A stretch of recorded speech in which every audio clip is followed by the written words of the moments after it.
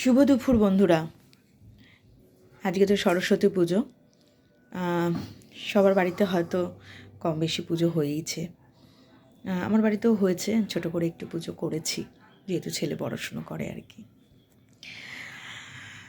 জানো তো বন্ধুরা, একটা কথা, একটা ছোট্ট এক্সাম্পল আর কি দিতে এলাম।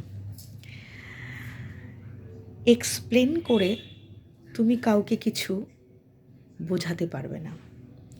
তোমার সম্পর্কে যদি কারোর মনে ধারণা সে গেঁথে নেয় যে তুমি কেমন, সেটা সে যে ধারণাটা গেঁথে নেবে মনে, সেটাই থেকে যাবে। তুমি এক্সপ্লেন করে কিন্তু সেই ধারণা বদলাতে পারবে না। তার চেয়ে সে যদি মনে করে তুমি খারাপ তো তুমি খারাপ, সে যদি মনে করে তুমি ভালো তো ভালো। এক্সপ্লেন করে তুমি তোমার খারাপটাকে ভালো করতে পারবে না।